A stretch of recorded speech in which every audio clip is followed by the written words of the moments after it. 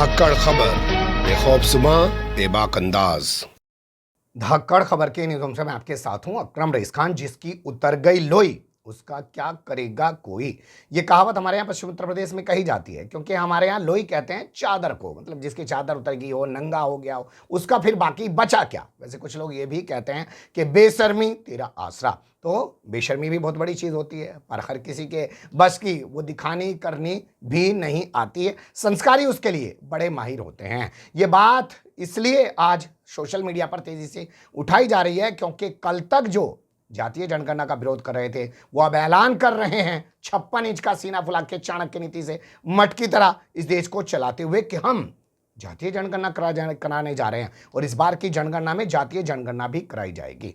तो उनके जो बयान पुराने वायरल हो रहे हैं कि आप लोगों को नहीं सुनने चाहिए, मैं आपके सामने कुछ क्लिप्स रखने जा रहा हूं, उन्हें थोड़ा सा गौर से देखेगा और फिर आप भी शायद यही कहने लग जाएं कि बेशर्मी तेरा आसरा। सबसे पहले बात कर लेते हैं एक संस्कारी मंत्री की, जिसका नाम है अनुराग ठाकुर। ये वही मंत्री है जो देश के गद्दारों को, गोली मारे उस सालों को नारे लगवाता था, तब उस वक्त राज्य मंत्री हुआ करता था और फिर इसको कैबिनेट मंत्री बना दिया गया था। हालांकि इस बार ये किसी भी मंत्री पद पर नहीं है, लेकिन संसद के अंदर इसने राहुल गांधी को क्या बताया था, सुन लीजिए। ओबीसी की बात, जनगणना की बात बहुत की जाती है। माननीय सभापति जी, जिसकी जात का पता नहीं वो गणना की बात करता है।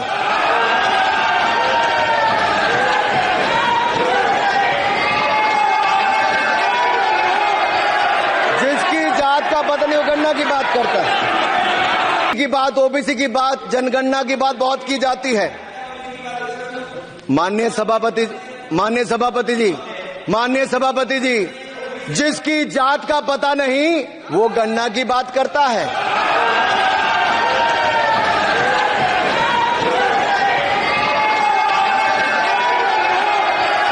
जिसकी जात का पता नहीं वो गणना की बात करता है। जिसकी जात का नहीं पता है वो गणना की बात कर रहा है। इसको शायद खुद की जात का पता होगा, इसलिए ऐसी बात कर रहा है। तो अब इसको सामने आना चाहिए, 56 इंच का सीना फुला के चाणक्य नीति से बोलना चाहिए, मैं जातीय जनगणना में शामिल नहीं होऊंगा क्योंकि मुझे मेरी जात का पता है।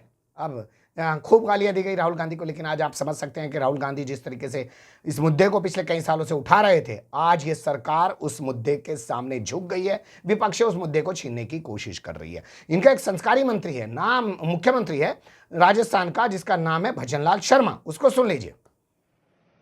ये लोग हमेशा से जो अंग्रेजों की नीति थी बांटने की, वो ही नीति आज कांग्रेस की है और ये लोगों को जातिवाद और धर्मवाद में बांटना चाहते हैं। हमेशा इनकी नीयत में यही खोट रहता है और नीयत में खोट ही नहीं, आप सबने देखा है कि जिस तरह से इनका कुछ भी हो सत्ता चाहिए। इसी बहुत बड़ा अंतर है राष्ट्र के प्रति समर्पित भाव से काम करने का और राष्ट्र को बरगला करके चुनाव जीतने का, दोनों में बहुत बड़ा अंतर।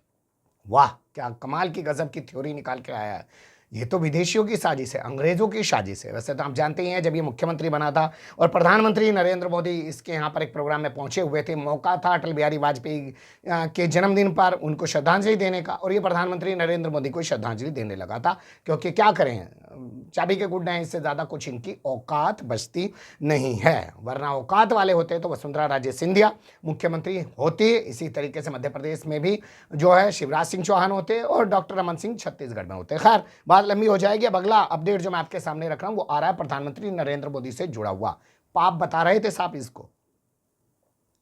और मैं याद दिलाना चाहता हूं, 2 अक्टूबर 2023 ग्वालियर की रैली थी। प्रधानमंत्री जी ने कहा था कि ये पाप है। कास्ट सेंसस उस दिन बिहार में रिपोर्ट पब्लिक हुई थी और प्रधानमंत्री जी ने कहा था ये पाप है। उस दिन बहुत वाइडली रिपोर्ट हुआ था, बहुत वाइडली रिपोर्ट किया था। तो प्रधानमंत्री जी जिस कास्ट सेंसस को पाप कहते थे, आज वो लागू करने के लिए विवश हुए हैं, क्योंकि उनको इस बात का एहसास हो गया है कि ये पिछड़े और दलितों की जो पॉलिटिक्स है वो इस देश के अंदर पूरी तरीके से राजनीति को बदलेगी। पाप बताया जा रहा था 2023 में, और पाप करने वाले अब जो है इसे पाप नहीं मान रहे हैं, अब ऐलान कर रहे हैं। अब यहां पर आपके सामने मैं उत्तर प्रदेश के मुख्यमंत्री आदित्यनाथ योगी का एक क्लिप रखने जा रहा हूं, जो उन्होंने विधानसभा में बयान देते हुए कहा था कि जो लोग जातिवाद की बात करते हैं, जातीय जनगणना की बात करते हैं, उनका इशारा कुछ इसी और था, वो लोग कायर और क्रूर हैं। अब वो कायर और क्रूर किसे कह रहे हैं, या उस जमाने में उन्होंने कहा था और आज उस जमाने का कहा हुआ आज के हालात पे लागू नहीं होता है, वो आप लोग तय कीजिएगा। मूल जानना बड़ा कठिन है नदियों का, वीरों का। धनुष छोड़कर और गोत्र क्या होता रणधीरों का।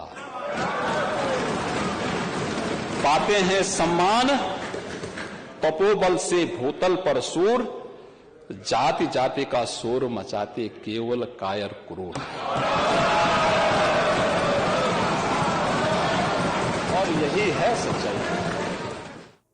कायर और क्रूर की बात कर ली। अब आपके सामने मैं बयान रखने जा रहा हूं नितिन गडकरी का, जो अपने आप को बड़े एक्टिव मंत्री दिखाते हैं। उन्होंने कहा जो मेरे सामने जात की बात करेगा मैं उसको लात मारूंगा। तो भाई कौन जात की बात कर रहा है और किसको लात की मारने की बात कर रहे हैं, वो आप लोग तय कीजिएगा।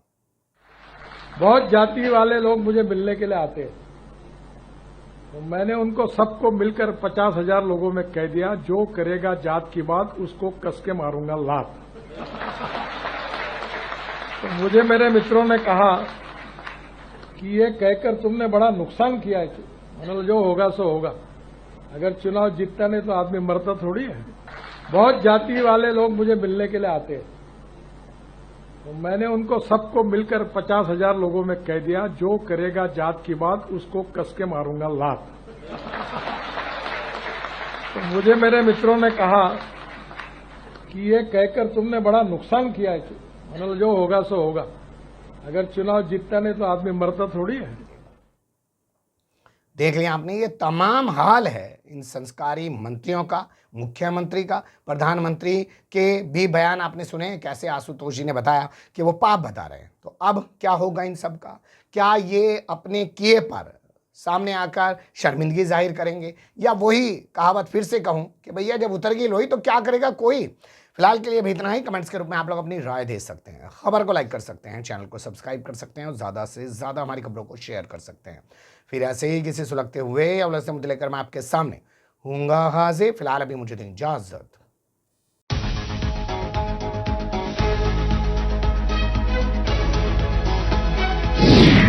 धाकड़ खबर, बेखौफ जुबां, बेबाक अंदाज।